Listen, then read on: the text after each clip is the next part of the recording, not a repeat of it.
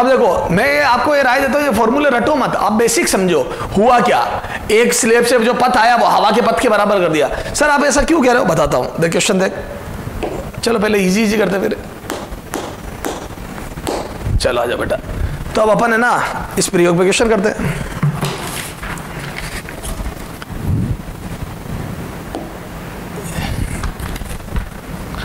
यदि YDAC प्रयोग में फ्रिंज चौड़ाई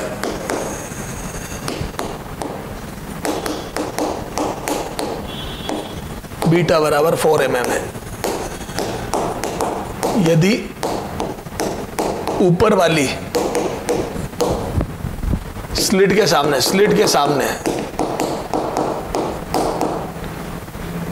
1 माइक्रोमीटर मोटाई की म्यू बराबर 4/3 वाली स्लेब रख दे, स्लेब पट्टी का रख दे, पट्टी का रख दे, तो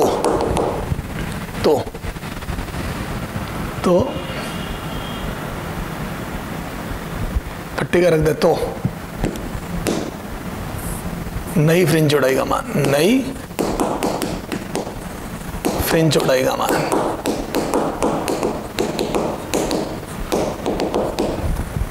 ए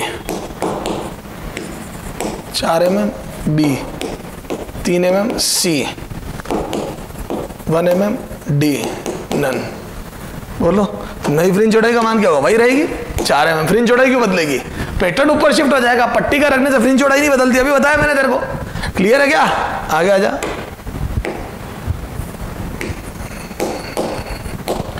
एग्जाम्पल 43, चलो आ जाओ, अब इस पे न्यूमेरिकल करते हैं बेटा।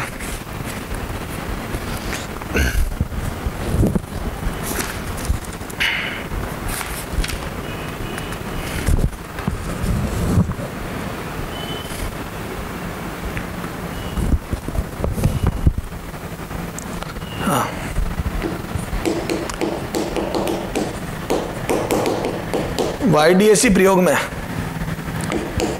लैम्डा बराबर 5000 एंगस्ट्रॉम,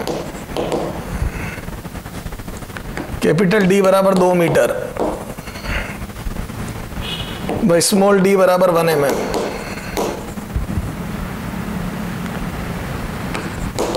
वह यदि एक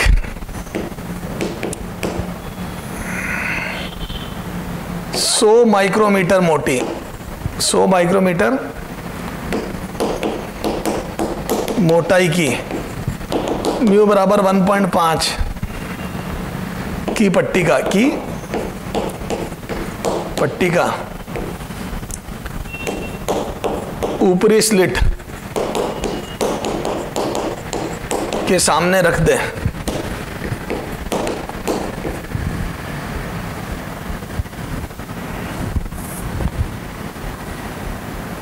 तो ठीक है।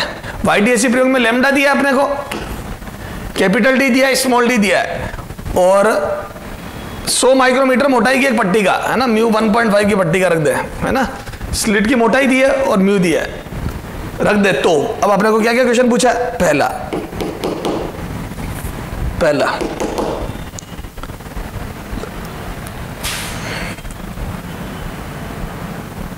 पट्टिका द्वारा उत्पन्न पथांतर, पथ नहीं पथांतर, है ना, पथांतर। सेकेंड, फ्रिंज पैटर्न में विस्थापन, फ्रिंज पैटर्न में विस्थापन, ठीक है। तीसरा, केंद्र से, तीसरा कितनी फ्रिंज है, पैटर्न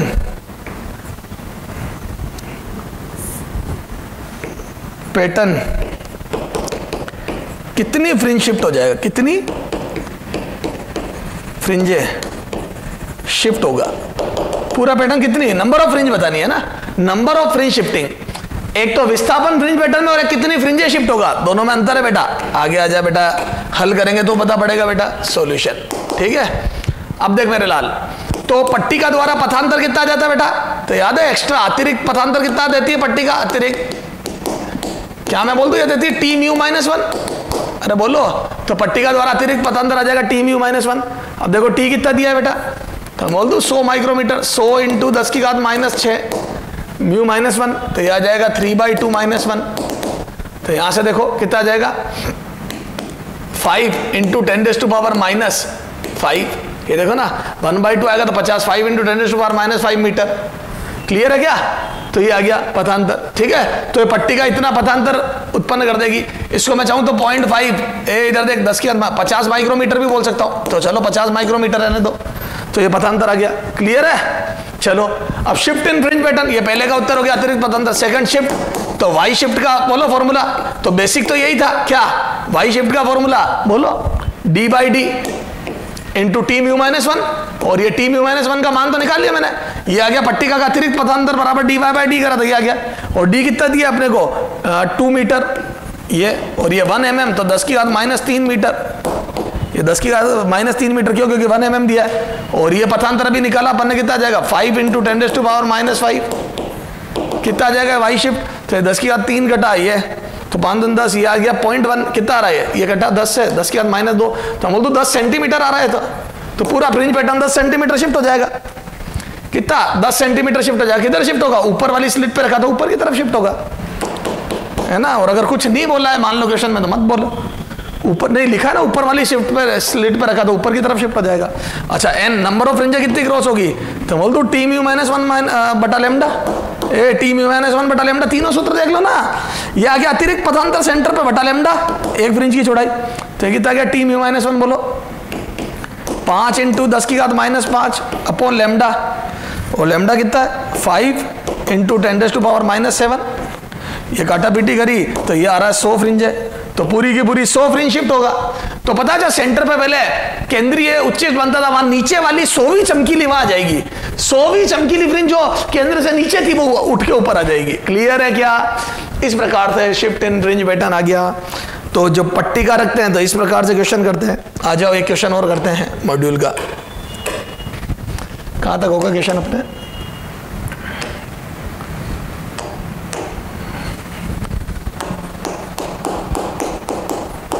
एग्जाम्पल 44।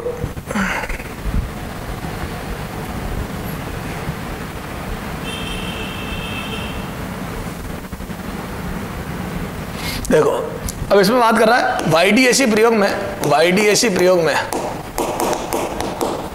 प्रयुक्त प्रकाश की तरंग दैर्घ्य लैम्डा बराबर 5000 एंगस्ट्रॉम है, वह एक 2.5 इंटू 10 की घात -5 -3 सेंटीमीटर मोटाई की पट्टिका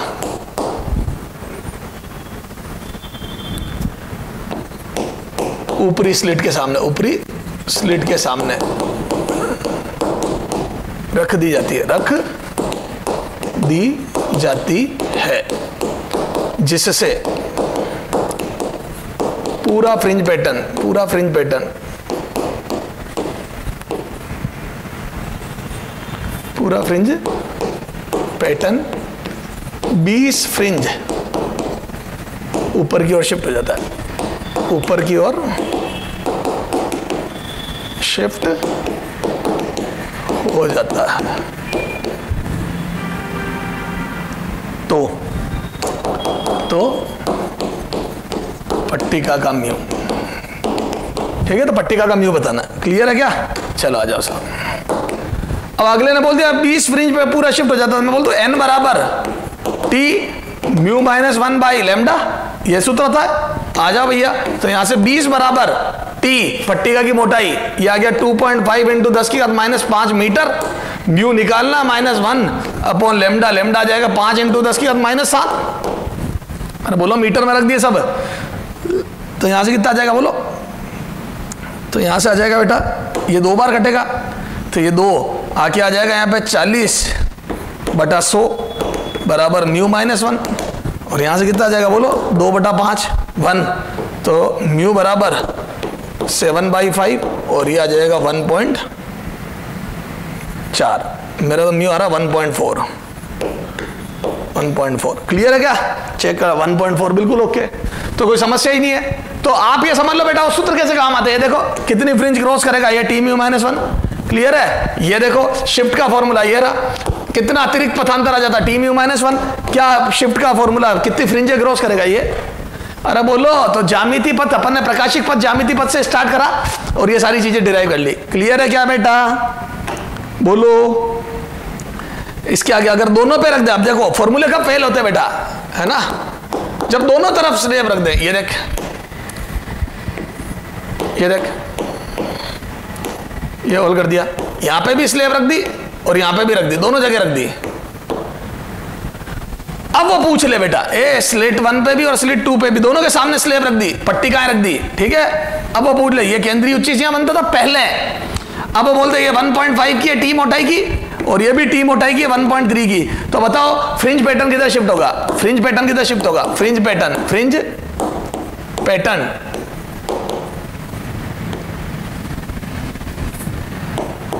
पैटर्न किस ओर शिफ्ट होगा, किस ओर शिफ्ट होगा, शिफ्ट होगा ए ऊपर की ओर, बी नीचे की ओर, सी वहीं रहेगा, वहीं रहेगा, डी कह नहीं सकते, वहीं रहेगा, डी कह नहीं सकते, नहीं सकते, बोलो तो बोल दो फ्रिंज पैटर्न। अब देखो यहां पथांतर ज्यादा आएगा, ये टी 1.5 -1, ये टी 1.3 -1, तो बोल दो ये पथ बड़ा होगा, ये थोड़ा कम होगा, तो बोल दो ऊपर की तरफ शिफ्ट होगा। ए ये ज्यादा चली तो ऊपर वाला तो ऊपर की ओर शिफ्ट होगा, क्यों, ऊपर वाला पथांतर बड़ा, अरे टी म्यू -1 ऊपर वाला बड़ा, ऊपर की तरफ शिफ्ट होगा। क्लियर है क्या बेटा? आ जाओ आगे, है ना, ऊपर की तरफ शिफ्ट होगा। अब अगर वो यूं बोल दे, इधर देख,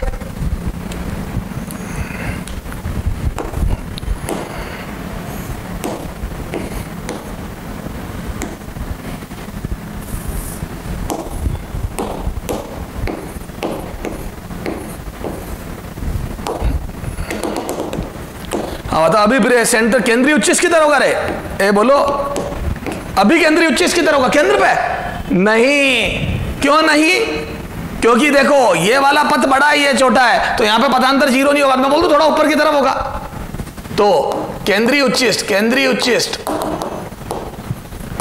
उच्चिष्ट कहां होगा, ए ओ से ऊपर की ओर, बी ओ से नीचे की ओर, सी ओ पर, डी नन, बोलो तो ये यहां पे 3 लैम्डा कर दो, यहां 2 लैम्डा कर दो, ये पथ है 2 लैम्डा और ये 3 लैम्डा। तो कई बच्चे सोचते केंद्र पर चमकीली बन रही है, अरे बन रही है चमकीली, पर केंद्रीय उच्चिष्ट कहां होगा, तो क्या मैं बोल दूं केंद्रीय उच्चिष्ट कहां होगा, तो केंद्रीय उच्चिष्ट ऊपर की ओर होगा, ओ से ऊपर की ओर, क्यों, क्योंकि ऊपर होगा तभी तो ये पथ एक्स्ट्रा होगा, बोलो तो हवा में भैया पहले 2 लैम्डा ज्यादा चला, डेल एक्स बराबर लैम्डा है, तो बोल दूं यहां पे भी डेल एक्स बराबर लैम्डा होगा, यहां पे भी डेल एक्स बराबर लैम्डा होगा, अतिरिक्त पथांतर, तो मैं बोल दूं ये एक फ्रिंज ऊपर होगा, तो एक फ्रिंज ऊपर, एक फ्रिंज ऊपर, मैं ये भी बता सकता हूं एक फ्रिंज ऊपर, क्यों ऊपर, क्यों, क्योंकि डेल एक्स 2, ये डेल एक्स 1 था, ये डेल एक्स 2 है, डेल एक्स 2 ये भी लैम्डा चाहिए, डेल एक्स 2 लैम्डा चाहिए, बराबर लैम्डा चाहिए, और जब लैम्डा चाहिए तो याद है पहली, जहां पहली चमकीली, प्रथम चमकीली बनती थी वहां होगा, समझ गए क्या? ये इसके आगे अगले टर्म पे बात करेंगे बेटा, यहीं से स्टार्ट करूंगा, ओके। हाँ बेटा, वेव ऑप्टिक्स अपन डिस्कस कर रहे थे, तरंग प्रकाशिकी, उसमें अपन व्यतिकरण पढ़ रहे थे बेटा, अपन ने याद है कल पट्टिका, पट्टिका के कारण जो कमाल होता है वो देखा था, पट्टिका रखने पर जिस स्लिट पर पट्टिका रखते हैं, स्लेब रखते हैं, उधर शिफ्ट हो जाता है पूरा फ्रिंज पैटर्न, फ्रिंज चौड़ाई में कोई परिवर्तन नहीं आता, फ्रिंज विड्थ वही रहती है, और ये 46वां क्वेश्चन अपन ने लास्ट टर्न पे देखा था कि केंद्रीय उच्चिष्ट कहां बनेगा इसका, तो याद है केंद्रीय उच्चिष्ट यहां केंद्र पे नहीं बनेगा। क्यों नहीं बनेगा? नो डाउट केंद्र पर पथांतर 0 पथांतर लैम्डा आएगा, चमकीली जरूर बनेगी पर केंद्रीय उच्चिष्ट ऊपर शिफ्ट हो जाएगा। क्यों? क्योंकि पहले पथ इसका लैम्डा ज्यादा है तो बाद में इसका लैम्डा ज्यादा करना है। ये क्वेश्चन अपन ने किया था। आगे आ जाओ बेटा, अगला क्वेश्चन देखो, है ना 46 के बाद एग्जाम्पल 47। ठीक है, अब यार एक बात बताओ आप, अगर मैं ये क्वेश्चन पूछता आपसे तो जैसे वो पूछा था, है ना 46, अब देखो 47, अगर मैं आपसे बोलूं कि यार ये है बेटा, इधर देखो, ये थोड़ा सा ये रख दे, ये S है ना, ये S2 है ना, ये पहले पथ ये ज्यादा है, ये वाला, ये देखो ना, ये बड़ा है, दिख रहा होगा ना बेटा, चल यूं ही रख दे, छोड़, इससे साफ हो जाएगा तेरे, ये S2, ये S1, ये S, ठीक है, ये O केंद्र है। ठीक है, अब अगर मान लो मैंने पट्टिका यहाँ ज्यादा रख दी, यहाँ रख दो पट्टिका, यहाँ रख दी एक पट्टिका, तो बताओ कौन सा पथ बड़ा होगा? इसको S1 कर लो, S1, ये S2, कौन सा पथ बड़ा होगा? मैं बोल दूं अभी दिखने में भी ऊपर वाला पथ बड़ा है और जब पट्टिका से गुजरेगा तो भी ये अतिरिक्त चलेगा, तो बोल दूं पूरा फ्रिंज पैटर्न नीचे शिफ्ट हो जाएगा। अरे बोलो भैया अभी भी तू ज्यादा चला, अभी भी तू बड़ा है, तो सारा पथ यही बड़ा होगा। तो बोल दो अभी सॉरी अब इसको ज्यादा चलाना है, तो बोल दो फ्रिंज पैटर्न ऊपर शिफ्ट होगा, इसको छोटा करके फ्रिंज पैटर्न ऊपर शिफ्ट होगा, क्योंकि भैया ये और ये जो अतिरिक्त आएगा उसके बराबर ये, तो फ्रिंज पैटर्न ऊपर की ओर शिफ्ट हो जाएगा। लेकिन मेरा क्वेश्चन ये नहीं है, अगर मैं इसको नीचे रख दूं तो बोलो, हाँ इसको नीचे रख दूं तो बेटा, ये देख 48 है ना, ये S, ये S1, ये S2 और यहां स्लेब रख दी है, ये केंद्र O है ना, तो फ्रिंज पैटर्न किधर शिफ्ट होगा? ये T, फ्रिंज पैटर्न किधर शिफ्ट होगा? किधर शिफ्ट होगा? A ऊपर, B नीचे, C वहीं रहेगा, D नन। बोलो फ्रिंज पैटर्न, ठीक है,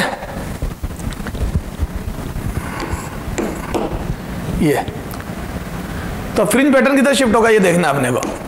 क्लियर है क्या?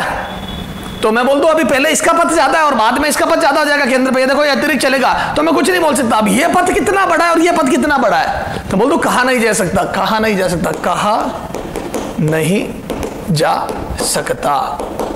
देखो बेटा तो उत्तर हो जाएगा कहा नहीं जा सकता। सर क्यों हो जाएगा कहा नहीं जा सकता? देखो इधर देख, मैं बोल दूं अभी ये पथ एक्स्ट्रा, ये डेल x1 ये अतिरिक्त है, ऊपर वाली ज्यादा चलेगा, तो बोल दूं S1 बड़ा है S2 से, और फिर यहाँ केंद्र तक जाऊंगा तो मैं बोल दूं ये T म्यू -1 बड़ा है, तो बोल दूं यहाँ पे बाद में S2O बड़ा है, S2O बड़ा है S1O से, तो बोल दूं एक इसका बड़ा पथ है एक इसका बड़ा पथ है, अब कौन ज्यादा बड़ा है? अगर दोनों बराबर हो गए तो केंद्र पे ही बनेगी, ये ज्यादा बड़ा हो गया तो थोड़ा ऊपर शिफ्ट हो जाएगा और ये ज्यादा बड़ा हो गया तो थोड़ा नीचे शिफ्ट हो जाएगा, क्योंकि उसको बढ़ाना पड़ेगा। तो कुछ कह नहीं सकते, इन दोनों के पथ में तुलना करनी पड़ेगी। ये क्वेश्चन एक बार पूछा हुआ है, तो बोल दूं यहाँ रखने पर कुछ कहा नहीं जा सकता फ्रिंज पैटर्न किधर शिफ्ट होगा। क्लियर है? समझना बेटा, दिमाग लगाना खुद का, उसमें कोई कैलकुलेशन तो है नहीं। एग्जाम्पल 49, अभी आ जाओ, ये S, ये S1, ये S2, यहाँ रखिए एक स्लेब, यहाँ रखिए ये T 2 म्यू, ये 2T, ये म्यू।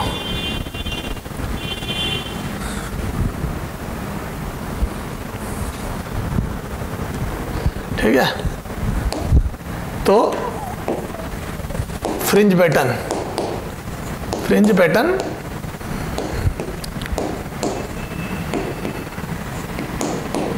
फ्रिंज पैटर्न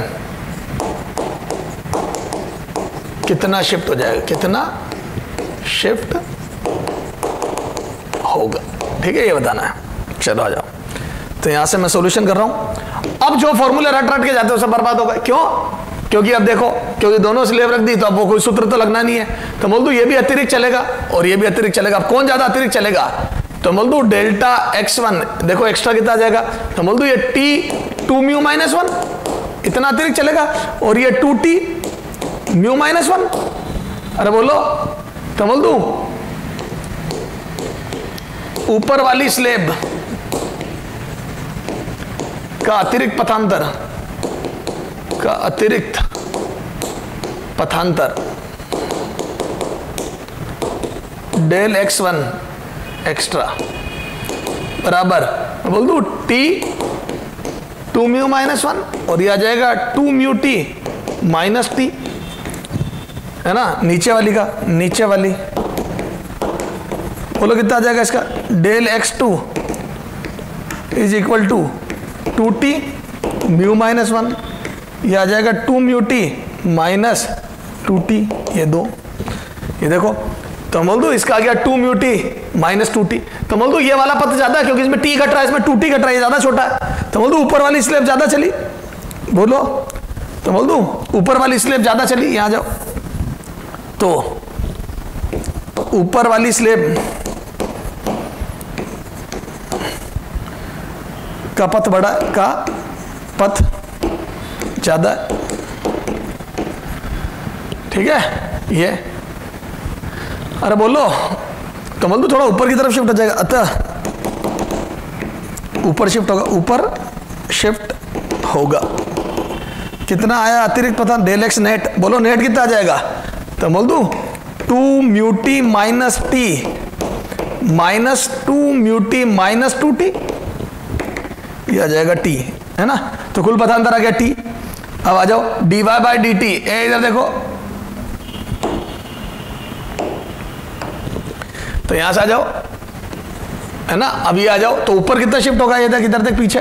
तो मैं बोल दूं ये dy बाई डी टी, ये जो पथ आएगा ये, तो याद है भाई ऊपर जाने पर स्क्रीन पर भाई ऊपर कितना पथांतर होता है, सीधा याद करा, dy by D T, dy by D बराबर t आ जाना चाहिए। तो y शिफ्ट कितना आ गया, बोलो y शिफ्ट बराबर T D upon small D, answer ऊपर की तरफ शिफ्ट होगा फ्रिंज पैटर्न, और t जो स्लेब की मोटाई है वो d बाई डी शिफ्ट होगा। देख लो बेटा वापस एक बार, इस वाली स्लेब में पथांतर इतना आया, उस वाली स्लेब में इतना आया, ऊपर वाली स्लेब थोड़ा ज्यादा चली, उसमें अतिरिक्त पथांतर ज्यादा है, ये बड़ी चीज है, ये पूरा बड़ा है, ये वाली क्वांटिटी बड़ी है इससे, है ना।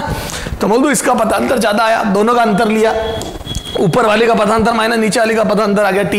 ये t किसके बराबर होना चाहिए, हवा में पथांतर के, ये तो हवा में इसको अतिरिक्त चलना, और हवा में वाई दूरी पर, स्क्रीन पर वाई दूरी पर पथांतर dy बाई डी होता है, ये अंतर को याद करा रखा, याद कर, एक d साइन थीटा याद कराया था कोण में, और एक ये याद कराया था।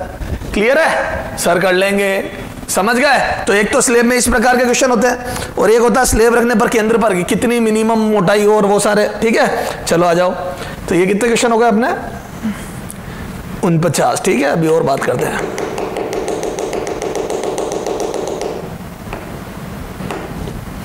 ठीक है। एग्जाम्पल 50, ठीक है। अब इसे सुनना,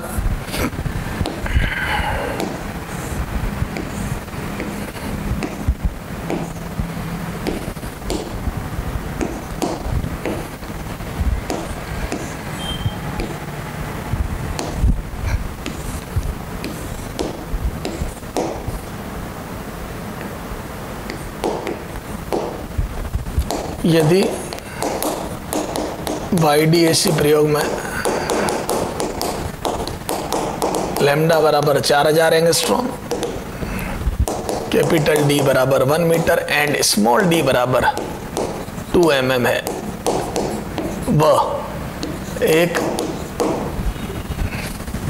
वह म्यू बराबर 1.5 अपवर्तनांक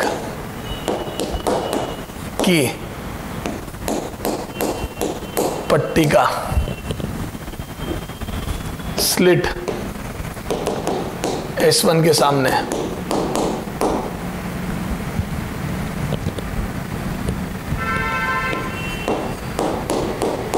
रख दी जाती है, है ना। 1.5 की पट्टिका S1 के सामने रख दी जाती है,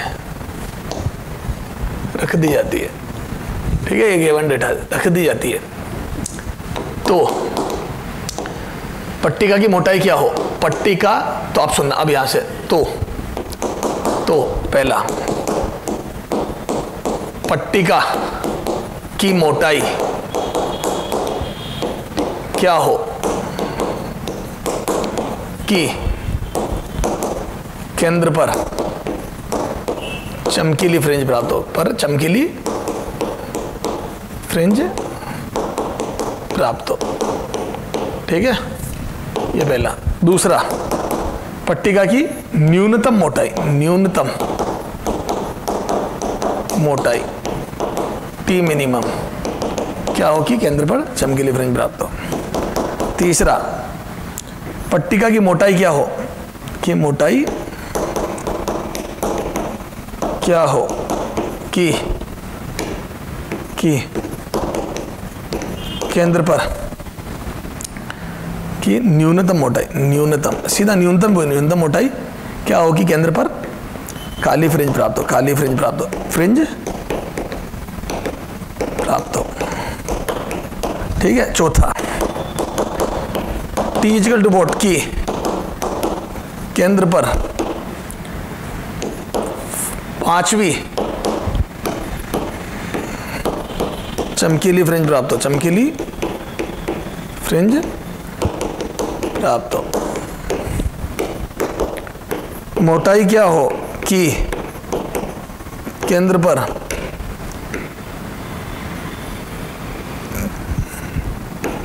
थर्ड डार्क प्राप्त हो। ठीक है। तीसरी काली प्राप्त हो, पांचवी चमकीली, तीसरी काली, इस टाइप का क्वेश्चन है। ठीक है, चलो आ जाओ। ये देखो बेटा, अच्छा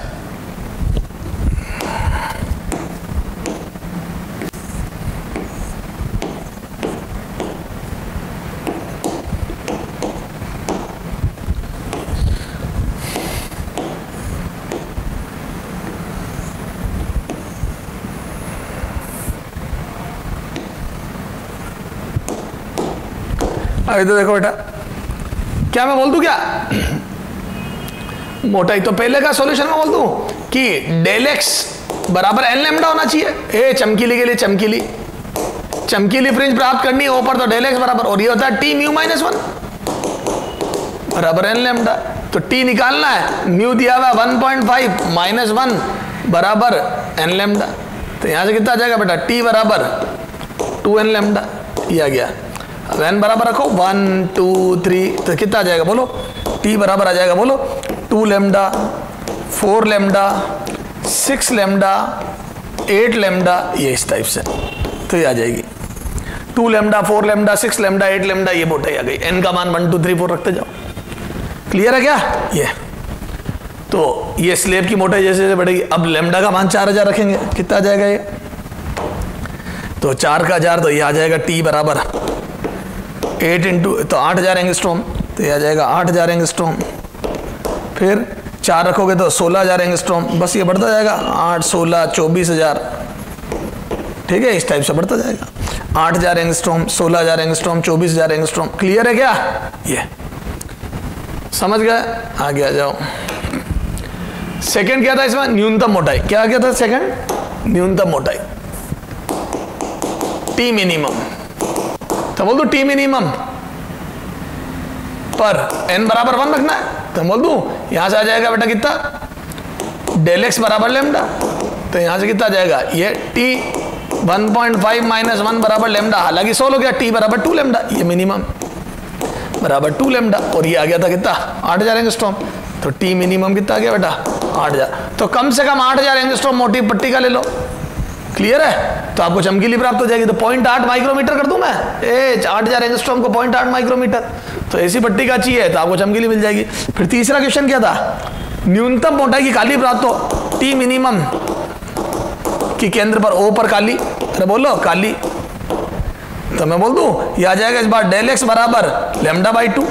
न्यूनतम के लिए सीधा लैम्डा बाई 2 कर दिया, तो कितना आ जाएगा बोलो, टी मिनिमम म्यू माइनस 1 बराबर लैम्डा बाई 2। तो कितना आ जाएगा 1/2 से 2 से 2 कटा, तो टी मिनिमम बराबर आ जाएगा लैम्डा बराबर 4000 एंगस्ट्रॉम। आप 8000 की जगह 4000 की ले लो तो केंद्र पर काली बन जाएगी। ये मिनिमम मोटाई है जब काली प्राप्त होगी। क्लियर है क्या? तो ऐसे चमकीली काली अपन निकालते रहेंगे। चलो आगे आ जाओ। फोर्थ पार्ट टी क्या हो कि पांचवी चमकीली मच्छर है तो क्या केंद्र पर ओ पर पांचवी चमकीली। अब ओ पर पांचवी चमकीली मैं बोल दूं डेल एक्स एट ओ बराबर 5 लैम्डा हो जाना चाहिए। मच्छर टी म्यू -1, बस पथांतर मुझे पता है, अतिरिक्त दिया था 5 लैम्डा, तो यहां से टी बराबर आ गया 10 लैम्डा। और 10 लैम्डा का मान कितना आ जाएगा बोलो, तो ये आ जाएगा 10, 4000 था ना, 40,000, 4 माइक्रोमीटर। 40,000 एंगस्ट्रॉम कर दो, 40,000 एंगस्ट्रॉम, यही बोल दो मैं 4 माइक्रोमीटर। ये अगला आ जाओ, पांचवा। टी क्या हो कि ओ पर क्या पूछा था पांचवी चमकीली के बाद, ओ पर केंद्र पर तीसरी डार्क हो, तीसरी काली पर थर्ड काली, ओ पर थर्ड काली, तो आ जाओ कितना आ जाएगा, तो डेल एक्स बराबर बोलो, डेल एक्स ओ बराबर थर्ड काली के लिए कितना कर दूंगा 2n-1 लैम्डा बाई 2 में n बराबर 3 रख दो। क्लियर है, कितना आ जाएगा ये 5 लैम्डा बाई 2, ये डेल एक्स बराबर 5 लैम्डा बाई 2, तो ये आ जाएगा टी म्यू -1 बराबर 5 लैम्डा बाई 2, तो ये आ जाएगा टी 1/2 बराबर 5 लैम्डा बाई 2, तो ये टी बराबर आ जाएगा 5 लैम्डा और ये आ जाएगा 20,000 एंगस्ट्रॉम, 20,000 एंगस्ट्रॉम या टी बराबर 2 माइक्रोमीटर। ये आंसर 2 माइक्रोमीटर आंसर आ गया। क्लियर है क्या, तो इस टाइप से अपन सारा काम कर लेंगे। 2 माइक्रोमीटर सब समझ में आ गया, ये क्लियर है क्या। तो ये पट्टिका की मोटाई से अपन ये बता सकते हैं कि अंदर पर कब चमकीली काली क्या है क्या नहीं है। ठीक है, आ जाओ आगे बेटा। अब अपने को क्या करना है, अब थिन फिल्म का इंटरफेरेंस, पतली पट्टिका, पतली फिल्म, पतली पारदर्शी फिल्म की वजह से व्यतिकरण प्रारूप, पतली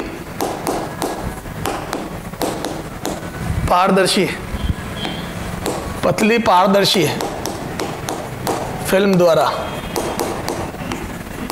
व्यतिकरण प्रारूप, ठीक है, पतली पारदर्शी फिल्म द्वारा व्यतिकरण प्रारूप। अब इधर देखो, जैसे क्या है बेटा, ये जैसे फिल्म है, सुनना ध्यान से हो।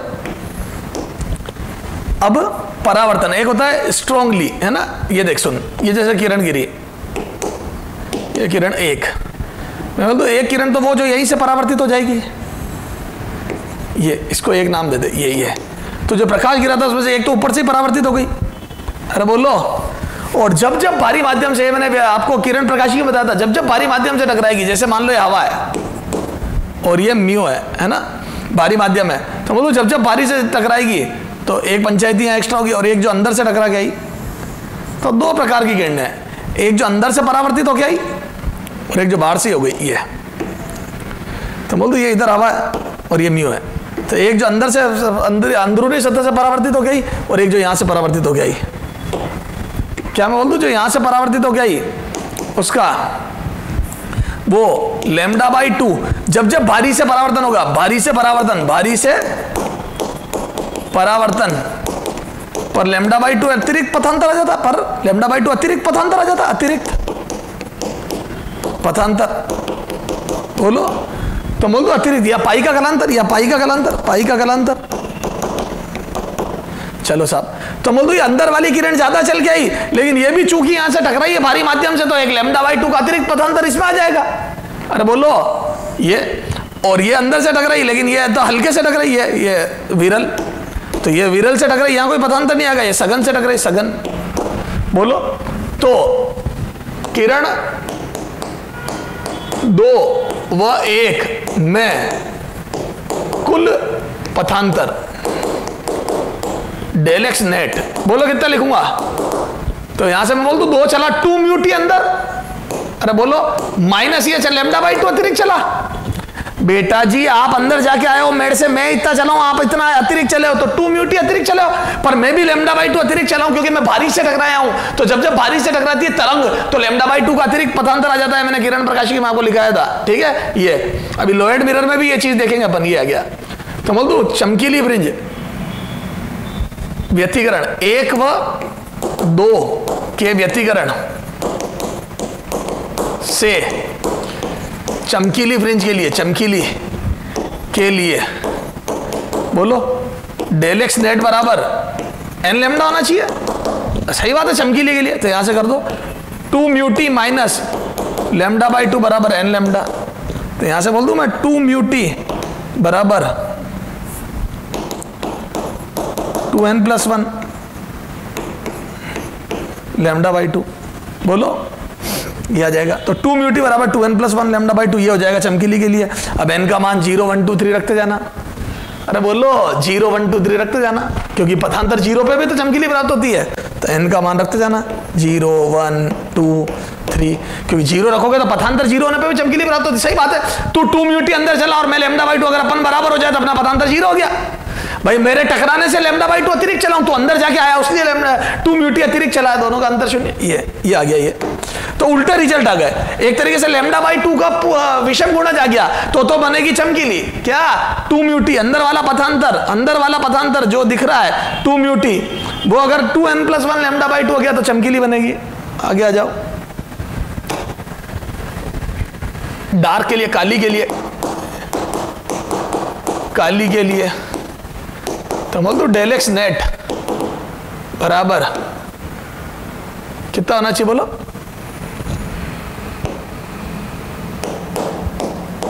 लेमडा बाई 2 होना चाहिए ना, 2n माइनस 1 लेमडा बाई 2। तो यहां से आ जाओ 2 mu T minus lambda by 2। भैया अंदर वाले तू चला 2 म्यू टी, मैं चला लेमडा बाई 2 एक्स्ट्रा। अगर अपना पथांतर लेमडा बाई 2 का विषम गुणज हो गया तो अपन चमकीली बना देंगे। तो 2 म्यू टी कितना गया बोलो? उधर लेमडा बाई 2 ले गया, प्लस हुआ, कट गया, तो यहां से n लेमडा। तो देखो, तो जहां पे n लेमडा आ रहा है वहां तो बनेगी काली फ्रिंज। डार्क के लिए डार्क काली, और वहां क्या बनी बेटा? पीछे ब्राइट चमकीली। तो चमकीली के लिए विषम गुणज आया लेमडा बाई 2 का, और काली के लिए लेमडा बाई 2 का पूर्ण गुणज आया, लेमडा का पूर्ण गुणज आया, सॉरी। ये क्लियर है? तो सूत्र एक तरीके से उल्टे से 2 म्यू टी जब 2n माइनस 2 म्यू टी जब लेमडा बाई 2 का विषम गुणज 2n प्लस 1 लेमडा बाई 2 आता है तो बनती है चमकीली, और लेमडा का गुणज आता है तब बनती है काली। क्लियर है क्या? चलो साहब, तो ये हो गया चमकीली काली का हिसाब किताब। समझ गए? ये तो पतली फिल्म से ये हिसाब होता है काली के लिए। क्लियर है क्या? ये तो था लंबवत गिरे तो, है ना? अरे बोलो लंबवत गिरे तो, क्या गिरे तो? लंबवत। अब देखो, जब ये स्पेशल केस है, जब t टेंस टू 0 हो जाए, बोलो जब t टेंस टू 0 हो जाए, है ना? बहुत पतली फिल्म हो, t टेंस टू 0 हो जाए तो बोलो पथांतर कितना आ जाएगा ये? तो जब t टेंस टू 0 हो जाए तो मैं बोल दूं कि इन दोनों में लेमडा बाई 2 का पथांतर रह जाएगा, क्योंकि अंदर वाला पथांतर गिनेगा नहीं, एक भारी से टकरा रही है हल्की से, तो पथांतर लेमडा बाई 2, मतलब मैं बोल दूं सारे रंगों की काली बनेगी। अरे बोलो, तो हो जाए तो del x net lambda by 2 हो जाएगा। हो जाएगा, क्यों हो जाएगा रे? एक सघन से वह एक विरल से परावर्तित। अरे क्यों आ रहा है परावर्तित? क्योंकि एक सघन से परावर्तित हुई है तो एक विरल से परावर्तित हुई है, तो ये लेमडा बाई 2 अतिरिक्त चल देगी और वो 0 चलेगी। क्लियर है क्या? तो बोल दो लेमडा बाई 2 का पथांतर आ जाएगा। अतः सभी रंगों की, सभी रंग की काली फ्रिंज प्राप्त होगी, काली फ्रिंज प्राप्त होगी, काली फ्रिंज प्राप्त होगी, फ्रिंज प्राप्त होगी। ध्यान रखना। तो जब एक नगण्य मोटाई की पतली फिल्म बना देवे पानी की, जैसे अपन ने पानी की पतली फिल्म है ना, बहुत नगण्य मोटाई की, तो काली फ्रिंज प्राप्त होगी। समझ गए क्या? बोलो, ये है ना? यदि, अब सुनना एक एग्जांपल, ठीक है? अब इस पे एक दो क्वेश्चन करते बेटा, है ना? एक दो क्वेश्चन करते इस पतली फिल्म पे।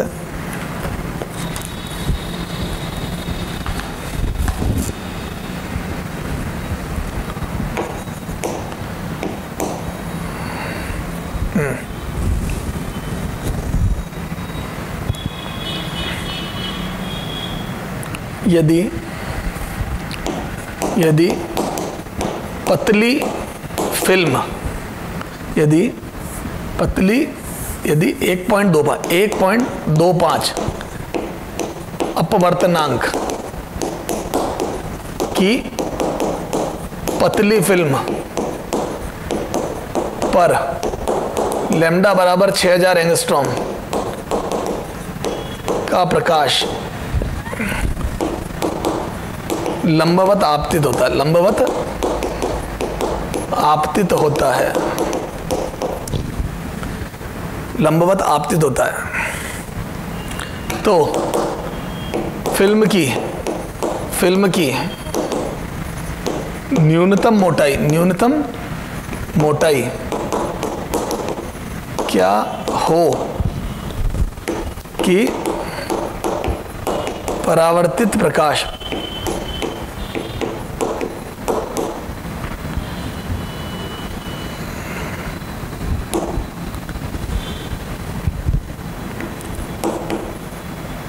स्ट्रॉन्गली रिफ्लेक्ट, स्ट्रॉन्गली परावर्तित एक टर्म होती है बेटा, इसका मतलब होता है चमकीली है ना, चमकीली फ्रिंज। स्ट्रॉन्गली परावर्तित या बोल दे तो चमकीली, और स्ट्रॉन्गली ट्रांसमिटेड बोल दे, है ना, परावर्तित बोल दे तो चमकीली, स्ट्रॉन्गली ट्रांसमिटेड या पारगमित हो जाए ये बोल दे तो काली फ्रिंज, है ना, कि स्ट्रॉन्गली परावर्तित हो, है ना, चमकीली फ्रिंज प्राप्त हो। आ जाओ भैया, क्या मैं बोल दूं क्या? इधर देखो, ये क्वेश्चन नंबर कौन सा था रे? 50वां कर लिया था अपन ने, 50वां था क्या?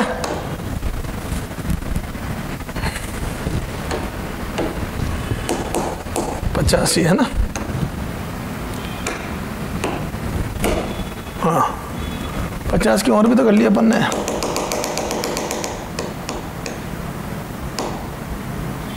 पचास तो कर लिया था अपन ने।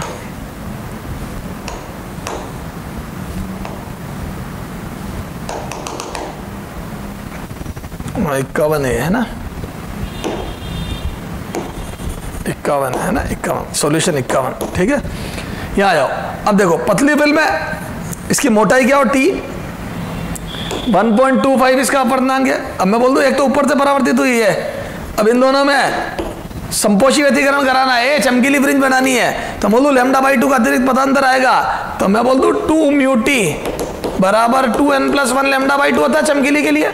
अरे बोलो चमकीली, तो चमकीली के लिए ये हिसाब किताब होता है। बोलो हवा में फिल्म बनाते, कुछ नहीं बोले तो।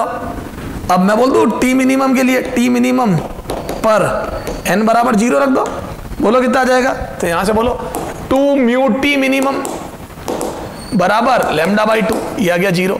तो यहां से टी मिनिमम कितनी आ जाएगी बोलो? तो ये आ जाएगा λ/4 म्यू। रखो मान, लैम्डा कितना दिया हुआ है?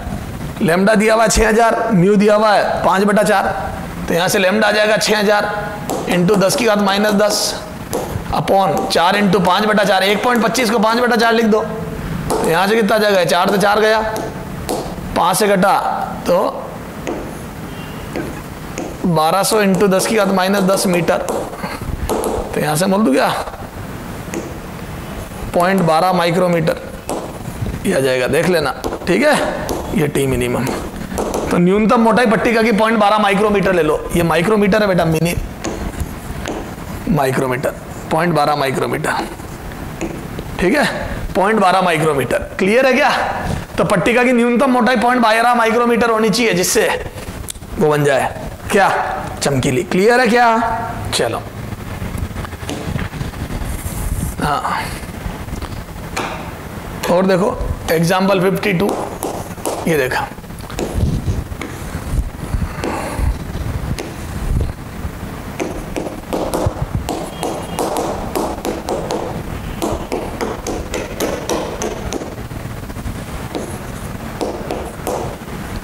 एक टी मोटाई के साबुन के बुलबुले पर सफेद प्रकाश आपतित होता है यदि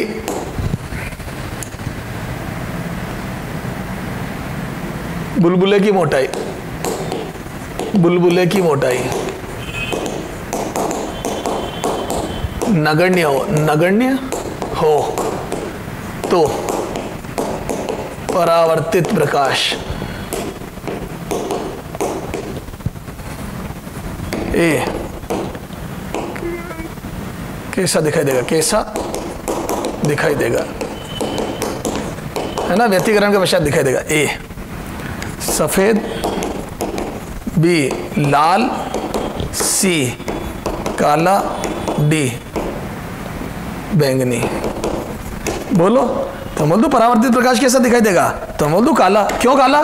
क्योंकि बोल दू जैसे ही नगण्य हो जाएगी, इधर देख सॉल्यूशन, जैसे ही t टेंस टू 0 तो बोल दो पथांतर डेल एक्स नेट बराबर λ/2 रह जाएगा। क्यों? क्योंकि ये भारी से टकरा रहा है, ये देखो, ये भारी और ये हल्का, ये λ/2 का पथांतर आ जाएगा, यहाँ 0। बोलो, तो λ/2 का पथांतर। क्लियर है क्या? ये तो क्वेश्चन है बेटा, ये तो बात हो गई इनकी, ठीक है। तो ये स्ट्रांगली परावर्तित वाले और ये कर दोगे। अब अगर किसी कोण पर गिरे तिरछी, ये तो लंबवत गिरी थी, है ना, प्रकाश लंबवत गिरा था, इसमें लंबवत आपतित हुआ था। देखो ये जब प्रकाश लंबवत आपतित हो, लंबवत आपतित हो, है ना, ये तो था प्रकाश लंबवत आपतित हो। अब प्रकाश तिरछा गिरे, बी प्रकाश तिरछा गिरे,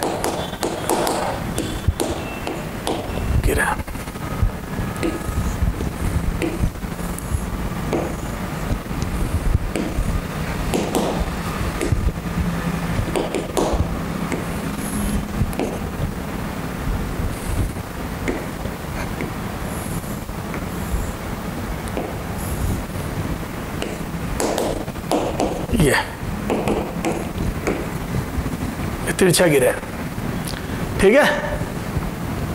चलो इससे पहले एक क्वेश्चन और कराता हूं मैं।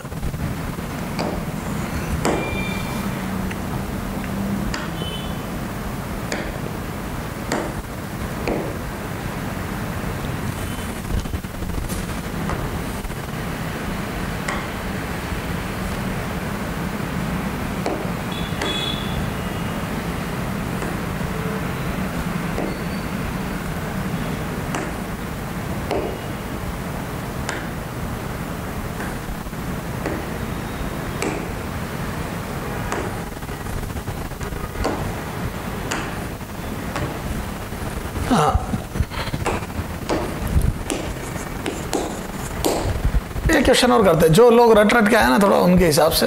ये देखें, वही लंबवत प्रकाश गिर रहा है, वही टी, ये 1.4 या 1 पॉइंट कर दो, 1.3 μ1, और यहाँ पे एक मीडियम है μ2 बराबर 1.5, ठीक है, यह हवा, ठीक है। टी का न्यूनतम मान क्या हो कि परावर्तित प्रकाश चमकीली फ्रिंज दे, चमकीली में कि प्रकाश, परावर्तित प्रकाश संपोषी व्यतिकरण करे, संपोषी व्यतिकरण, संपोषी व्यतिकरण करे, व्यतिकरण करे, ठीक है, संपोषी व्यतिकरण होना चाहिए। अब देखो बेटा, जो रट के गए वो सब बर्बाद हो जाएंगे। देख, क्या मैं बोल दूं? अब ये देख, ये भारी से टकरा रही है, ये बोलो। अब बच्चा क्या करता? सीधा डेल एक्स नेट वो कर देता 2 μt बराबर, चमकीली के लिए क्या होता है, तो रट रखा होता है उसने 2n+1 λ/2 उल्टा। क्लियर है? तो चमकीली के लिए गलत है। सर क्यों गलत है इस बार? क्योंकि देखो ये भारी से टकराई तो λ/2 का अतिरिक्त पथांतर ही आएगा, और ये अंदर जाके वापस टकराई 2, तो बोल दो फिर से λ/2 यहाँ आएगा, ये तो λ/2 यहाँ, λ/2 यहाँ। तो पहली वाली भी तरंग भारी से टकराई 1.3 से, और दूसरी वाली भी 1.5 से टकराई, तो दोनों भारी से टकराई। तो क्या मैं बोल दूं λ/2 का पथांतर यहाँ पे भी आया और यहाँ पे भी आया। क्लियर है? तो बोल दूं डेल्टा एक्स नेट, तो 1 व 2, 1 2 व 1 के मध्य पथांतर, 2 व 1 के मध्य कुल पथांतर, कुल पथांतर। तो डेल एक्स नेट बराबर 2 mu t, del x net बराबर 2 म्यू टी। क्लियर है, ये 2 म्यू टी, क्योंकि इस बार ये लैम्डा बाई टू, तो या फिर यूं कर दो 2 mu T plus lambda by two, ये वाली भी पता अंदर वाली चल के आई 2 माइनस लैम्डा बाई टू। इसने लैम्डा बाई टू अतिरिक्त चला, इसने 2 mu T plus lambda by two अतिरिक्त चला, लैम्डा बाई टू से लैम्डा बाई टू घट गया 2 म्यू टी।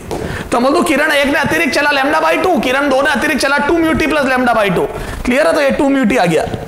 बोलो बेटा, तो ये आ गया 2 म्यू टी।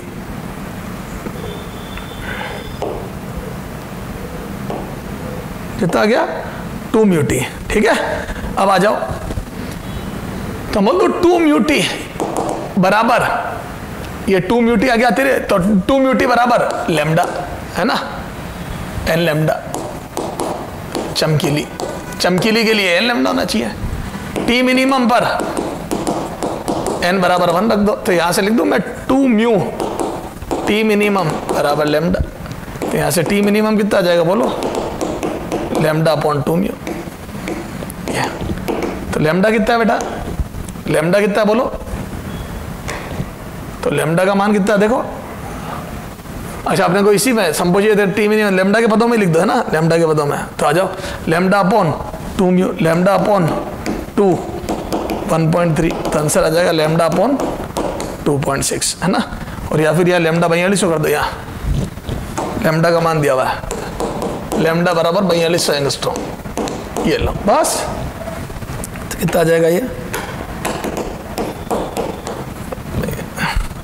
5200 करो, 5200 एंगस्ट्रॉम बटा 2.6, तो कितना आ जाएगा? 2000, 2 इंटू 10 की घात -7 मीटर। क्लियर है क्या? ये 5200 कर दो इसको। अरे कर देना यार, अपने घर की तो बात है। 5200, ठीक है, ये आ जाएगा। तो 2 इंटू 10 की घात -7 मीटर। क्लियर है, ये न्यूनतम मोटाई है।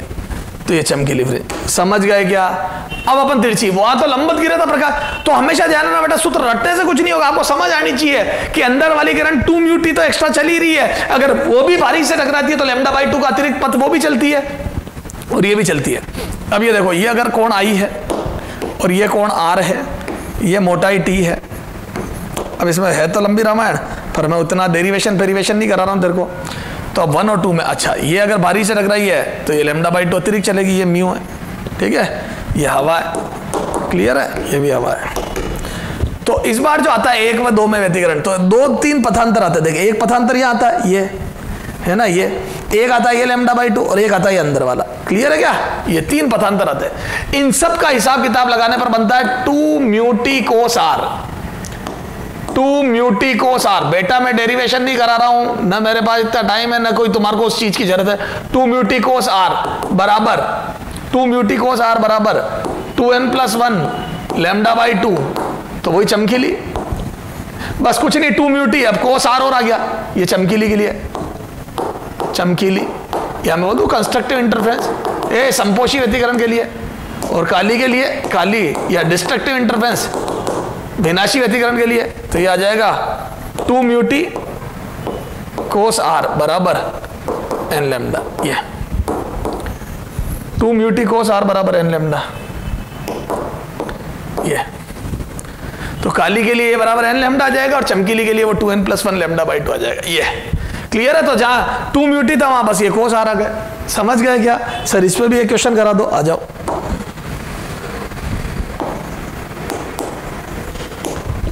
आजा, इस पे क्वेश्चन कर लेते बेटा।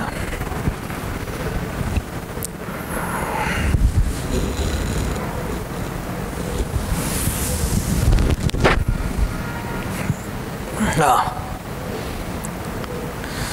एक 6000 एंगस्ट्रॉम की प्रकाश 1.5 अपवर्तनांक वाली पट्टिका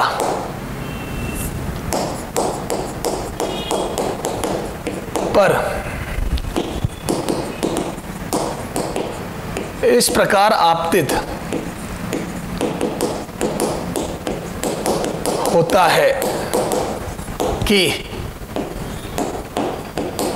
अपवर्तन कोण R 60 डिग्री होता है तो पट्टिका की न्यूनतम मोटाई क्या हो, मोटाई क्या हो कि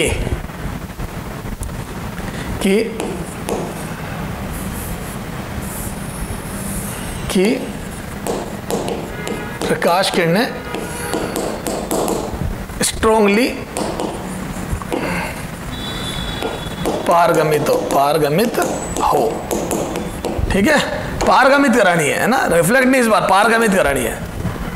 क्या हो कि पारगमित हो। अब मैं बोल दूं 2 म्यू टी कोस R बराबर n लैम्डा पर काली बनेगी पारगमन के लिए काली।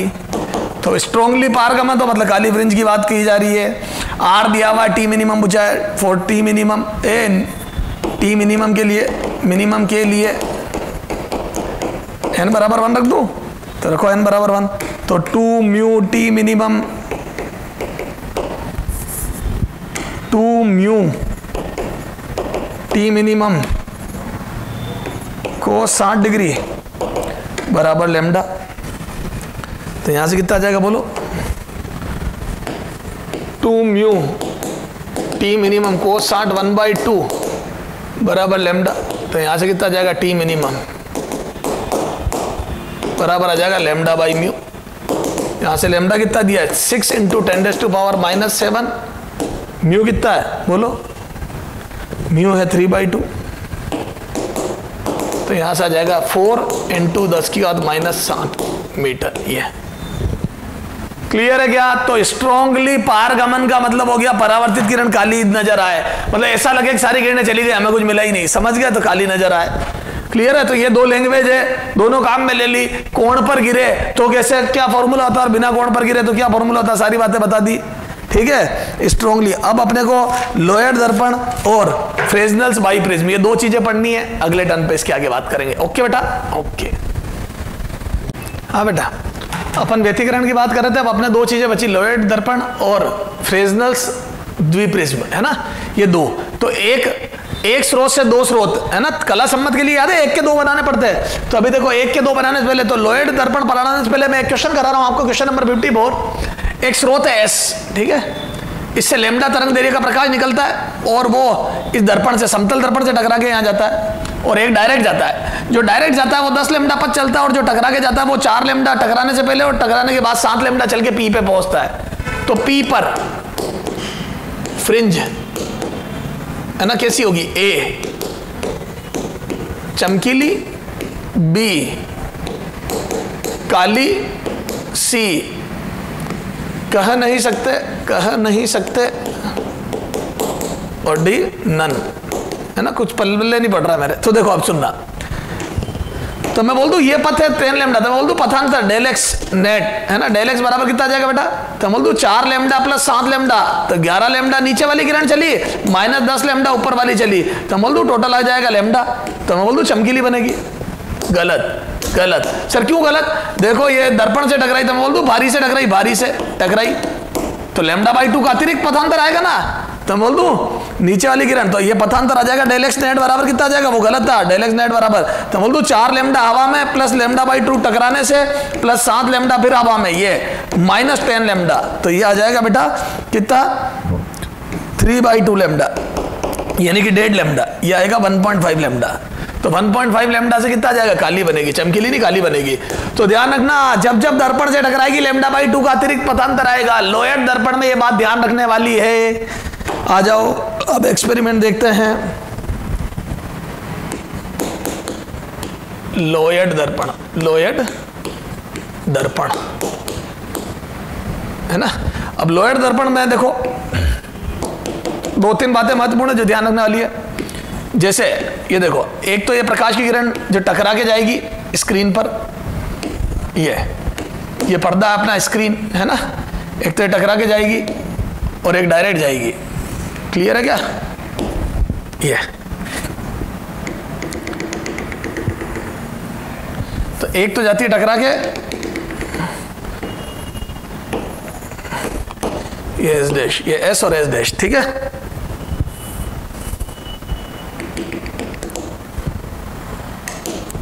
ये ठीक है, तो मैं बोल दूं क्या, ये अगर मान लो दूरी है, ये डी है, ये डी है, या ये एक्स है, तो ये भी एक्स होगी, क्योंकि याद है जितनी दूरी पर भी होती है प्रतिबिंब। तो बोल दो एक तो परावर्तित किरणें सब एस डैश साथ ही भी लगेगी और डायरेक्ट किरणें एस साथ ही भी लगेगी। तो एक तो डायरेक्ट किरणें तो पूरे पर्दे पर होगी, पर मैं बोल दूं परावर्तित किरणों की एक रेंज होगी, ये पहली किरण यूं और लास्ट किरण ये, तो मैं वो लंबाई भी निकाल सकता हूँ जितने जहां पर व्यतिकरण होगा। देखो तो बोल दो स्मॉल डी ये बन जाएगा। देखो पहले मैं तुम्हारे काम की बात बताता हूँ, फिर थोड़ी हाई लेवल की बात बताता हूँ। तो बोल दो स्मॉल डी ये हो गया, तो स्मॉल डी बराबर आ गया 2x, क्या दोनों के मध्य दूरी, स्रोत के मध्य। तो दर्पण से जितना ऊपर होगा उतना ही नीचे होगा, तो दर्पण से स्रोत की दूरी का दुगुना स्मॉल डी हो जाएगा। ये हो गया ना दोनों स्रोतों के मध्य की दूरी स्मॉल डी, और ये पर्दा स्रोत से कितना दूर रखा, ये कैपिटल डी हो जाएगा। बस अब आपको फ्रिंज चौड़ाई निकालनी है, आप निकाल लो। एक क्वेश्चन करूंगा अभी मैं, आप तो देखो व्यतिकरण, अब कहां पूरे पर्दे पर व्यतिकरण होगा? नहीं, ये वाली किरण सीधी किरण तो पूरे पर्दे पर गिर जाएगी, लेकिन परावर्तित किरण में बोल दूं ये पहली किरण होगी, ये तो ये होगी पहली किरण परावर्तित में, तो ये और ये होगी अंतिम किरण, ये अंतिम किरण, ये तो बोल दो ये होगी पहली किरण और ये होगी अंतिम किरण। ये इतने पर व्यतिकरण प्रारूप प्राप्त होगा, ये पर्दे पर, ये वो दूरी है जहां व्यतिकरण प्रारूप प्राप्त होगा। क्लियर है क्या? ये वो लंबाई है जहां व्यतिकरण प्रारूप प्राप्त होगा। बस समझ में आ गई, क्योंकि परावर्तित किरणें इनके अलावा कहीं नहीं होगी। तो ये थोड़ा हाई लेवल के क्वेश्चन बनते हैं, तब वो ये पूछ सकता है कि बताओ पर्दे पर कुल कितनी चमकीली फ्रिंजें प्राप्त होगी। तो मैं बोल दूं ये व्यतिकरण प्रारूप की लंबाई निकाल के फिर डिवाइड बाई बीटा करना पड़ेगा, और उसमें भी ये ध्यान रखना पड़ेगा स्टार्टिंग कहां से हुई है। क्लियर है? तो कई लंबी रामायण है। अभी अपन तुम्हारे लेवल की बात करते हैं, क्वेश्चन करते हैं इसमें लोहेड दर्पण पे। अच्छा, ये λ/2 का अतिरिक्त पथांतर आएगा, ये बात समझ में आ गई? तो परावर्तित किरण और डायरेक्ट किरण में जो पथांतर है उसमें λ/2 का और ध्यान रखना। तो इधर आ जाओ,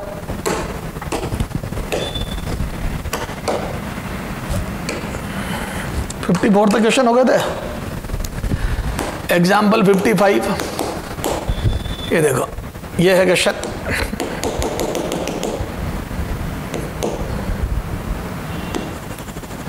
ये अगर इसकी दर्पण से दूरी 1 mm है, ये 1 mm, ये दर्पण से दूरी 1 mm है, ये 1 mm, ठीक है, ठीक है। ये और ये स्रोत की यहां से पर्दे से दूरी है 2 मीटर। क्लियर है? और ये जो तरंग निकाल रहा है वो लैम्डा बराबर है 5000 एंगस्ट्रॉम, ठीक है। तो फ्रिंज चौड़ाई, तो फ्रिंज चौड़ाई का मान, ठीक है। तो तुम्हारे लेवल के क्वेश्चन कर रहा हूं मैं, ज्यादा हाई फाई बातें नहीं कर रहा हूं, ठीक है। तो फ्रिंज चौड़ाई का मान आ जाओ बेटा। तो बोल दो फ्रिंज चौड़ाई हो जाएगा बेटा λ/d/d, लेकिन मेरे को तो यही नहीं समझ में आ रहा स्मॉल डी क्या और लैम्डा क्या है। तो मुझे ने बताया था बेटा जहां जो व्यतिकरण होगा, है ना, पर्दे पर वो है पर्दे पर प्राप्त व्यतिकरण प्रारूप, पर्दे पर प्राप्त व्यतिकरण प्रारूप में फ्रिंज चौड़ाई का मान, ठीक है। तो बोल दो ये देखो, एक तो किरण यूं गई, ये, और एक डायरेक्ट गई, ये। तो बोल दो ये किरण यहां से आती हुई लगेगी, बताया था ना अभी मैंने, ये एस डैश, तो ये भी 1 mm, तो स्मॉल डी आ जाएगा, ये कैपिटल डी। तो मैं बोल दूं ये तो हो गया कैपिटल डी बराबर 2 मीटर। तो यहां से स्मॉल डी बराबर 2 mm, कैपिटल डी बराबर 2 मीटर। तो यहां से बीटा बराबर आ जाएगा λ/d/d। तो ये आ जाएगा कितना, 5 × 10⁻⁻7 into capital D 2 metre upon small d 2 × 10⁻3। 2 से 2 गया, ये 10⁻3 ऊपर गया, तो ये आ जाएगा 0.5 mm। ये आ गया बीटा, बीटा बराबर 0.5 mm, ठीक है, 1/2 mm, ये आ गया बीटा। क्लियर है? अब वो व्यतिकरण प्रारूप कितना लंबा बनेगा, तो ये दूरियां दी हुई होती है, तो मैं व्यतिकरण प्रारूप की लेंथ भी निकाल लेता, लेकिन अपन इतनी बातें अभी क्यों करें, ठीक है। ये एग्जाम्पल 55। अब आ जाओ बेटा फ्रेस्नेल्स द्विप्रिज्म, क्या बात पढ़ना अपने को,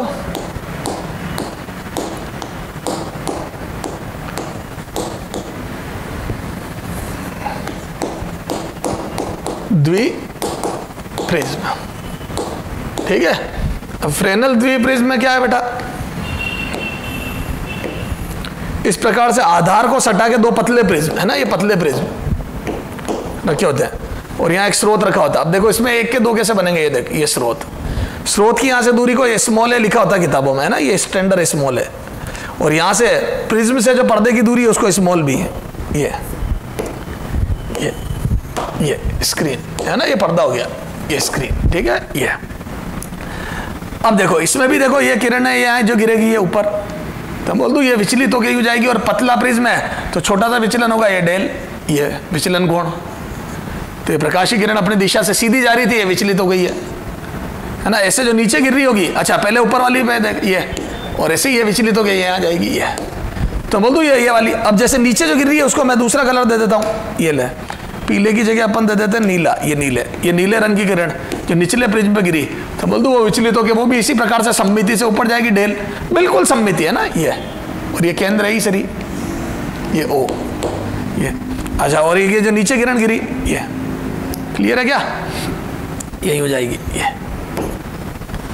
तो ये विचलित होके ये जो यूं जा रही थी यही हो जाएगी ये। ठीक है, ये बी दूरी थी सरी, ये बी, ये ए, तो बोल दूं अब देखो ये जो व्हाइट वाली किरणें है ये पीछे मिलाऊं,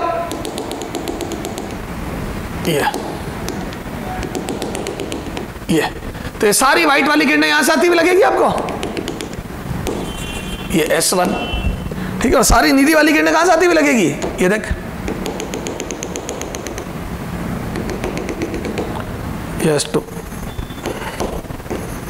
ये तो बोल दूं ये स्रोत है, जो ऊपर वाली किरणें सब, ये व्हाइट वाली किरणें जो ऊपर वाले प्रिज्म पे गिरी वो सब यहां से आती हुई लगेगी, और जो नीचे वाले पे गिरी वो सब यहां से आती हुई लगेगी, तो बोल दूं ये दो स्रोत बन गए, और ये ओवरलैपिंग एरिया हो गया, ये देख ये पूरा नीला रीजन है, ये यहां नीली किरणें मौजूद है, ये क्लियर है क्या, ये और ये व्हाइट वाला रीजन जहां पे व्हाइट वाली किरणें मौजूद है, ये देख, ये यहां से स्टार्ट होगा, ये व्हाइट वाला रीजन।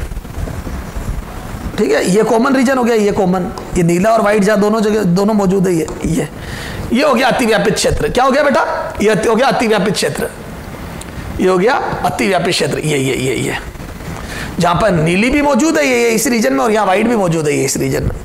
अतिव्यापित क्षेत्र क्या है, ये अतिव्यापित क्षेत्र, ये ओवरलैपिंग एरिया जहां पे व्यतिकरण प्रारूप प्राप्त होगा, ये तो इतने एरिया में व्यतिकरण प्रारूप प्राप्त होगा। अगर इसकी लंबाई निकालनी है तो ये भी मैं निकाल लूंगा, बोलो कितनी आएगी, तो ये L बराबर, मैं बोल दूं ये कोण बहुत छोटा है और ये लंबाई B है, तो यहां से देखो ये y बोल देता हूं मैं इसको, तो बोल दो L बराबर 2y, और ये आ जाएगा 2y आ जाएगा कितना, B tan theta, B tan del, और यहां से आ जाएगा 2B डेल छोटे कोण के लिए। त्रिभुज स्टार से y बाई बी बराबर tan डेल, तो y बराबर B tan डेल, छोटा कोण, छोटे कोण के लिए, छोटे कोण के लिए मैं बोल दूं y बराबर B डेल, तो यहां से बोलो अतिव्यापी क्षेत्र की लंबाई, तो L कितना आ जाएगा, बोलो L बराबर 2B डेल। ठीक है, और याद है विचलन कितना होता है, और ये होता है 2B A म्यू -1, ये याद है, पतले प्रिज्म के लिए विचलन कोण का मान म्यू -1, ये आ गया, ये L। इतना अतिव्यापी क्षेत्र होगा, इतने लंबाई पर व्यतिकरण प्रारूप प्राप्त मिलेगा, 2BA म्यू -1, ये या 2B डेल, इतने क्षेत्र में व्यतिकरण प्रारूप मिलेगा। क्लियर है क्या, बोलो बेटा, तो ये 2B, तो 2BA म्यू -1, क्लियर है, तो इतनी लंबाई में व्यतिकरण प्रारूप प्राप्त होगा। अब आ जाओ फ्रिंज चौड़ाई का मान, है ना, तो मैं बोल दूं दोनों स्लिटों के मध्य की दूरी कितनी आ गई, स्मॉल b, ये याद है, ए स्मॉल d, ये स्मॉल d हो जाएगा। अब ये कितना होगा, तो मैं बोल दूं ये भी डेल होगा, ये देख पीछे बढ़ाया अपन ने सीधी लाइन को, ये भी डेल होगा, और ये पीछे बढ़ाया ये भी डेल होगा, तो बोल दूं ये 2A डेल, ए इधर देखो ये आ जाएगा 2A डेल। ठीक है, ये 2A डेल। आ जाओ आप अपने फ्रिंज चौड़ाई कितनी आ जाएगी, तो फ्रिंज चौड़ाई का मान, फ्रिंज चौड़ाई क्या पहले लिख, कैपिटल D ए प्लस बी। ए प्रिज्म से ए दूरी पर स्रोत है, बी दूरी पर पर्दा है, तो डी बराबर ये स्मॉल डी बराबर 2a डेल। ये आ गया, ये आ गया। अब बोलो फ्रिंज चौड़ाई कितनी आ जाएगी, तो मैं बोल दूं लेमडा डी बाई डी, तो यहां से आ जाएगा lambda capital D a plus b small d 2a del. ये अब डेल का मान रख दो, कितना आ जाएगा रे, lambda A plus B 2a, del का मान आ जाएगा a म्यू माइनस 1, ये आ गया बीटा, ये आ गई फ्रिंज चौड़ाई। क्लियर है क्या ये? अब वो पूछता है, ए इधर देख, अब वो पूछता है प्रिज्म कोण बढ़ाने पर ए इंक्रीज है, प्रिज्म कोण बढ़ेगा, तो मैं बोल दूं फ्रिंज चौड़ाई घटेगी। जैसे जैसे प्रिज्म को बड़ा करते जाओगे, प्रिज्म कोण बढ़ाते जाओगे, वैसे वैसे फ्रिंज चौड़ाई घटती जाएगी। क्लियर है? बोलो, समझ गए कि नहीं समझ में आई? अच्छा, तरंग देरी बढ़ाने पर फ्रिंज चौड़ाई बढ़ेगी, इसीलिए हम लाल रंग यूज करते हैं। तो जैसे जैसे तरंग देरी बढ़ेगी फ्रिंज चौड़ाई बढ़ेगी, जैसे जैसे प्रिज्म कोण बढ़ेगा फ्रिंज चौड़ाई घटेगी। क्लियर है? स्क्रीन की दूरी बढ़ने पर, बोलो बी बढ़ने पर फ्रिंज चौड़ाई बढ़ेगी। जैसे जैसे स्क्रीन को दूर ले जाओगे आप, पर्दे को दूर ले जाओगे प्रिज्म से, वैसे वैसे फ्रिंज चौड़ाई बढ़ेगी। क्लियर है? ए की बात अपन नहीं करेंगे क्योंकि ए ऊपर ले जाने पर समझ में आएगा। क्लियर है? अच्छा, जैसे जैसे ए बढ़ाओगे, चल कर लेता हूं, जैसे जैसे ए बढ़ाओगे, अब ये ए बटा ए 1 प्लस बी बाई है, ए बढ़ाओगे तो वो चीज घटेगी। अरे बोलो योग घटेगा तो फ्रिंज चौड़ाई घटेगी। ये समझ गए? ये चीज है, तो ये चीज सीखी अपन ने। निष्कर्ष ये क्लियर है? अब इसमें थोड़ी सी कैलकुलेशन वाला क्वेश्चन बनेगा, जो भी बनेगा तो आपको कैलकुलेट करके करना पड़ेगा। वो डेटा दे देगा लेमडा और ये सब ए बी, ठीक है, 10 सेंटीमीटर 20 सेंटीमीटर कर लोगे क्या? ये तो ऐसे एक के दो स्रोत बना सकते, तो दुबई प्रिज्म से बना दिए। क्लियर है क्या? से समझ में आ गई? ठीक है, चलो थोड़ा एक कैलकुलेशन वाला क्वेश्चन करना चाहो तो कर लो। फ्रेस्नेल्स बाई प्रिज्म पे भी है ना, द्विप्रिज्म वाला। तो अपन ने 55 क्वेश्चन कर लिए थे, 56वें पे आ जाओ। एग्जाम्पल 56, यदि फ्रेनेल द्विप्रिज्म प्रयोग में प्रयुक्त लेमडा बराबर 6000 ले लो, 6000 एंगस्ट्रॉम,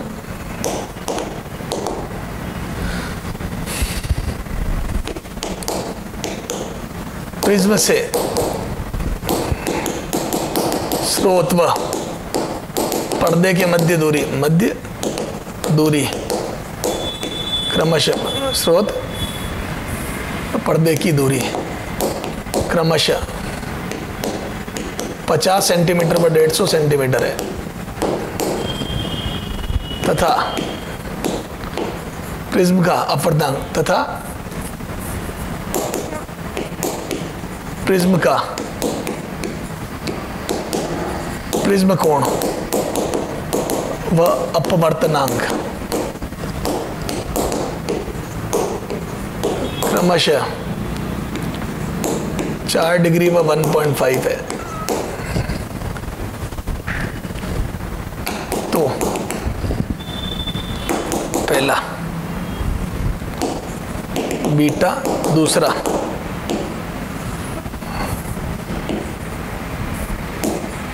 पर्दे पर प्राप्त व्यतिकरण प्रारूप की लंबाई,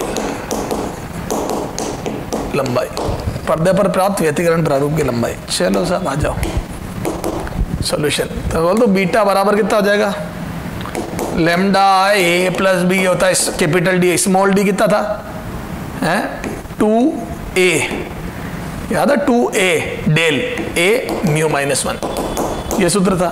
रखो मान, लेमडा कितना आ जाएगा 6 इंटू 10 की घात -7 into a plus b 200 centimetre upon कितना है 2a कितना है 50 सेंटीमीटर, कैपिटल ए कितना है 2 डिग्री नहीं 4 degree, capital A 4 degree, 4 degree 1.5 minus 1, तो यहाँ सेंटीमीटर से सेंटीमीटर कटा, 50 से कटा 4 बार, ये कटा 2 बार, तो ये आ गया ऊपर 12। इसको रेडियन में कन्वर्ट करना पड़ेगा, शिट डेल को ए इंटू रेडियन में कन्वर्ट करना पड़ेगा ना, पाई बाई 180, ये ध्यान रखना, रे रहोगे नहीं तो ये रेडियन में कन्वर्ट करना पड़ेगा, पाई बटा 180 ये रेडियन, ध्यान रखना, ये बात भूल जाता बच्चा। तो यहाँ कट के 2 आएगा, 2 से ये 90 पाई बटा 90, तो ये 6 दूनी 12, ऊपर तो आया 12, अरे कट गया ना, ये था 100 से कटा 2 बार, 2 12 नीचे 2, तो ये आ जाएगा 12 इंटू 90 बटा पाई इंटू 10 की घात -7 मीटर।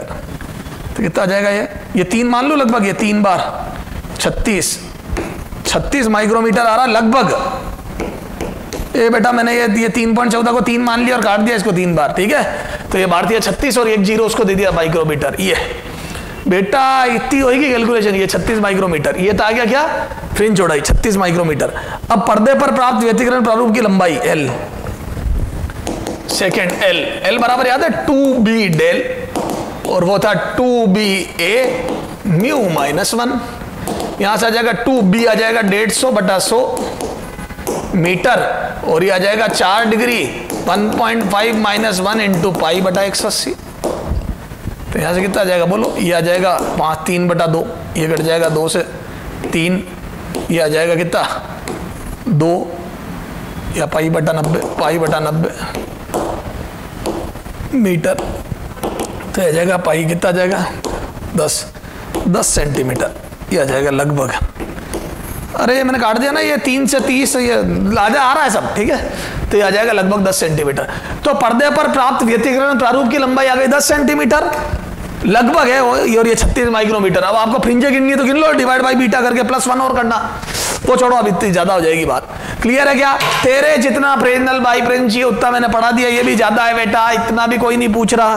तो फ्रेजनल दी प्रिज्म में समझ में आ गई, प्रयोग में कैसे, तो बीटा लेमडा, ये सूत्र याद होना चाहिए तेरे को, तो ये सूत्र फ्रिंज चौड़ाई का, और वो भी आप तो यूं याद रखो 2a डेल, क्या लेमडा a प्लस बी हो गई पर्दे, और ये देख चित्र से याद रख, चित्र से ये देख, ये हो गया a, ये b, ये तो स्टैंडर्ड a प्लस बी तो हो गया ad, और ये 2a डेल, और ये लंबाई हो जाएगी 2b del, 2a del 2b del, small d 2a del, और के लंबाई व्यतिकरण प्रारूप की लंबाई 2b del 2b del 2b del 2b del.